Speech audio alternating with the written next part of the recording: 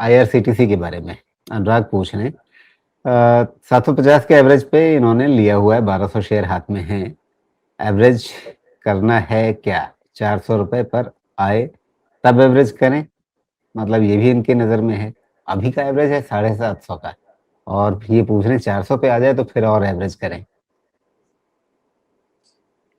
भैया ऐसा है अनुराग बाबू, कि बहुत लोग कहानी बेच जाते हैं। आईआरसीटीसी एक समय में मुझे याद है, बहुत कहाँ कहाँ सुन रहा था कि इसको कुछ आईटी की तरह देखा जाना चाहिए, प्लेटफॉर्म बिजनेस की तरह देखा जाना चाहिए, कुछ तो सुन रहा था मैं। हालांकि मेरी छोटी बुद्धि में वो सब चीज़ घुसती नहीं है, लेकिन वैसा मुझे भी समझ में आएगी ये टिकट काटने वाला सिस्टम, आपका प्लेटफॉर्म मैनेजमेंट वाला चीज़ कैसे बन गया, मुझे भी समझ में तो नहीं आई थी, जिसमें और भी क्या क्या आ गया था। अब एक चीज़ देखिए क्या है कि ये सब एक तरह समझे कि आपको मोनोपोली मोनोपोली मोनोपोली करके बेचा जाएगा। परफेक्ट है भैया, कोई दिक्कत नहीं है, मोनोपोली बिजनेस है। लेकिन आपको पता है, आपके पैसे सबसे ज्यादा वहां बनेंगे जहां पे कंपटीशन। मोनोपोली बिजनेस में मेरे पास क्या इंसेंटिव्स है कि मैं अपने आप को बहुत ग्रो कराऊं, and that too when I am on सरकारी काम। मेरा क्या इंसेंटिव है? मुझे वही पगार मिलने वाली है। सरकार बोनस क्या देती है भगवान जाने, मुझे तो नहीं पता कि सरकार में कुछ वैसा बोनस मिलता है। प्राइवेट सेक्टर में अगर कोई चीज रहे तो वहाँ ग्रोथ का इंसेंटिव है, मुझे अपनी जान लगानी है, जितना ग्रो कराऊंगा उतना मैं ग्रो करूंगा। तो मोनोपोली बिजनेस की सबसे बड़ी परेशानी मैंने ये देखी है, एक तो सरकारी चीजों का ही मोनोपोली होता है। और सरकारी का इसलिए कह रहा हूँ कि आप फिर टेलीकॉम घुसा देंगे उसमें, एक्चुअली टेलीकॉम मोनोपोली नहीं है, एक्चुअली काइंड ऑफ ओलिगोपोली है ना। तो मोनोपोली बिजनेस मुझे कभी भी एक्साइट नहीं करता। मुझे वो बिजनेस एक्साइट करता है जहां पे आपको एक क्या बोलते हैं, आपको फायर ब्रांड लीडर है, जिसका ये जज्बा है कि वो बिजनेस को ग्रो कराएगा और पैसा बना के देगा कंपनी को। वैसे जगह पैसा बनता है। इसमें खाली डिविडेंड मिलता है। अब आपको डिविडेंड चलता है तो ठीक है भैया, बट फॉर दैट मैटर देखा जाए कि आईआरसीटीसी कैसे ग्रो कर रही है। कोई खराब नहीं है ग्रोथ, 18-20% का ग्रोथ, परफेक्ट। थोड़ा वोलेटाइल है ग्रोथ, वो भी आप देख रहे हैं, तो इसको ईयरली बेसिस पे देखा जाए, हाँ जी, तो इसका ग्रोथ वोलेटाइल तो दिख रहा है भाई साहब, है ना। और rate of growth year on year कम भी हो रहा है, तो अब 10% पे ग्रो कर रहे हैं। चलिए मान लिया जाए कि 10% पे ग्रो कर रहे हैं, बट अगर हाई आरओए बिजनेस है, हाई आरओसी बिजनेस है, सेकेंड प्रॉब्लम, हाई आई आरओई आरओसी बिजनेस में आप इसको कितना स्केल करेंगे। वो यहाँ पे मोनोपोली है तो आप जो भी करें कर सकते हैं, क्योंकि इसमें कोई और कंपटीशन आने वाला नहीं है, प्राइसिंग पावर आपकी जाने वाली नहीं है।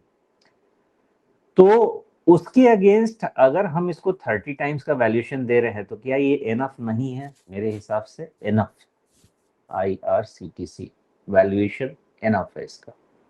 तो ये क्या प्राइस में होना चाहिए वैल्यूएशन? मेरे हिसाब से ये वैल्यूएशन आपके प्राइस में है, इससे ज्यादा वैल्यूएशन होना नहीं चाहिए। रादर मैं तो फिर भी कहूंगा कि अगर 10% पे ग्रो करती है, even if it is higher ओए business, 30 times is a big number for valuation. मेरे हिसाब से ये फिर भी महंगा है। या तो ग्रोथ बढ़ाओ या वैल्यूएशन 25-20 टाइम लाओ, ये मेरा मांग रहेगा, तब जाके ये अट्रैक्टिव बनेगा। अब दूसरी चीज बड़े ध्यान से सुनिए, होगा या नहीं होगा मुझे नहीं पता है, चूंकि मैं आपको एक तरह से मैं पढ़ाता ही हूँ, यहाँ बैठ के पढ़ा देता हूँ। देखिए भैया, इसको आप करिए मंथली चार्ट, ओके।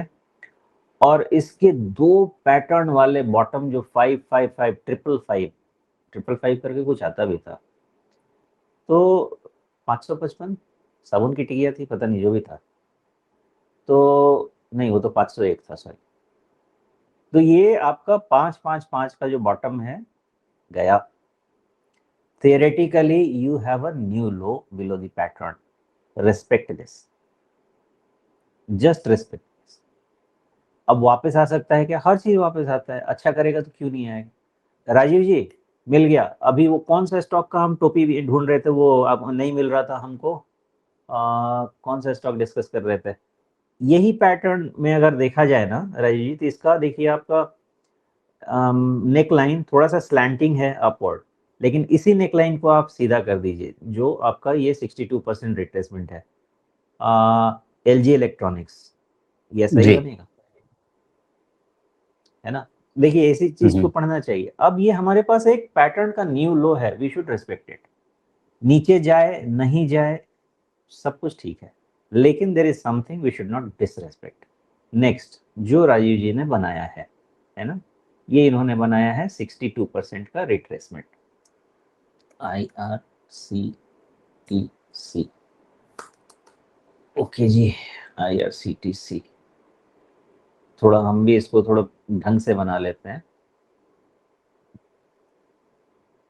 अच्छा, यहाँ पे मैंने पहला वाला जो टॉप है उसको इग्नोर कर दिया है, क्योंकि वो कैंडल देख करके ऐसा लग रहा है कि शायद वो एबरेशन हो।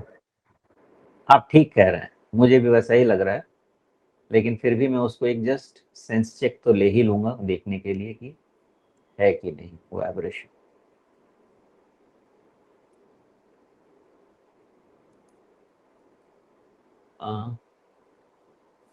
नहीं, उसको एबरेशन नहीं लेना चाहिए, क्योंकि आप डेली कैंडल करेंगे ना, तो इट मेक सेंस कि उसको रखना चाहिए, क्योंकि वहाँ पे ओके। बहुत तेज गया है। ऐसा नहीं है कि आ, वो डेटा इम्पॉर्टेंट है, उसको लेना चाहिए। तो अगर उसको लिया जाए तो भी देखते हैं क्या बनता है। फिर तो 61.8% जो है वो गया। हाँ, फिर आपका 61% गया, दूसरा आपका 512 पे बना। मैं यही कहूंगा कि इसका जो बॉटम बनना है ना, तो दोनों को लेके चलते हैं, बिकॉज इतना डेटा उतना इनफ नहीं है ना इस चीज में कि आप एक पे डिपेंड रह सकते हैं। लेकिन दोनों को अगर लेके देखा जाए, then you have 500 as your final and conclusive number. Low है 492, okay, that is the number. अगर इसका कोई भी होप है तो बस वही है। तो इसमें पहला क्वेश्चन तो आप ले लीजिए कि close below 560 is not a good position to be in. 5 नहीं 5, हाँ 560, ओके, वो पहली चीज आप ध्यान रख लीजिए। दूसरा, अब उसके नीचे भी 10% आ गया, तो 10% के मूवमेंट को तो थोड़ा तो भाव देंगे। तो 500 आपको नंबर मिल भी रहा है और 492 से जी। सपोर्ट ले भी रहा है, that is the number. But don't be very optimistic, very optimistic तो होना ही नहीं है इस पे, वैल्यूएशन उतना फेवरेबल नहीं है। अब इसका दूसरा पहलू क्या हो सकता है, अगर 500 रह गया तो क्या स्टॉक और एक्सपेंसिव हो सकता है। अगर ये 10% का ग्रोथ रेट मान लीजिए कि आने वाले समय में 15-20% हुआ, उस केस में थोड़ा ऑप्टिमिज्म अगर हुआ तो क्या हो सकता है, फिर 500 और 650 का रेंज ये स्टॉक डिफाइन देखिए, कर उसी सकता है। ग्रोथ के पॉइंट पे मैं आने वाला था कि आपको पिछले 3-4 तिमाहियों में आपको अचानक से एक डिसेलरेशन दिखा है, मतलब ग्रोथ रेट धीमी होती हुई दिखी है, लेकिन उससे पहले लगातार इसने एक काफ़ी स्थिर तरीके से, काफ़ी स्टेबल तरीके से इसने 16% का आपको 10 साल के अंदर रिटर्न दिया है। बीच में 3 साल वाला रिटर्न अगर आप कहें कि चलिए ठीक है, उसमें हो सकता है कि वो कोविड लॉस वगैरह उन सब का एक फ़र्क हो। तो आप उस 3 साल को ना भी देखें, तो भी आप 10 साल में देखें तो 16% का लगातार सेल्स ग्रोथ आपको मिला है।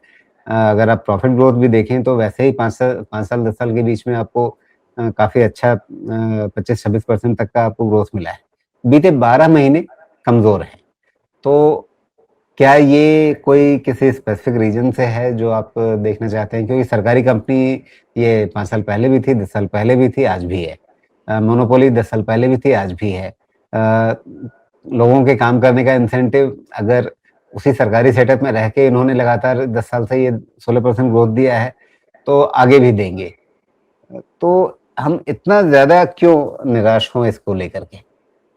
नहीं नहीं, मैंने कहाँ बोला, मैं तो वही तो समझा रहा हूँ।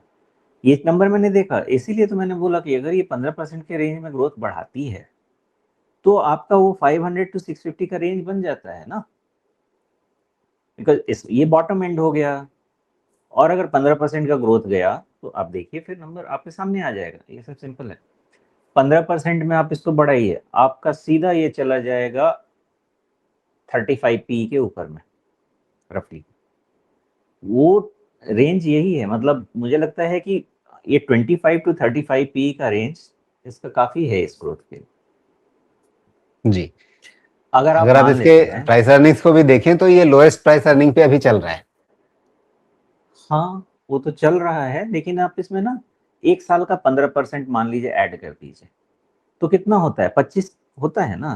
तो अगर 1 ईयर फॉरवर्ड पे देखेंगे तो ऑलरेडी मुझे लग रहा है कि 25 टाइम पे चल रहा है, इसलिए 500 एक होप लेके हम चल सकते जी, ओके।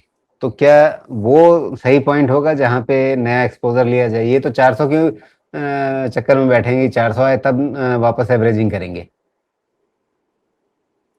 अब तो वो उनका अपना एनालिसिस का तरीका है, वो तो वही बताएंगे भाई। जी, यानी आपके हिसाब से फेयर पॉइंट 500 के आसपास आ जाता है। हाँ नहीं तो कोई बड़ा खतरा है।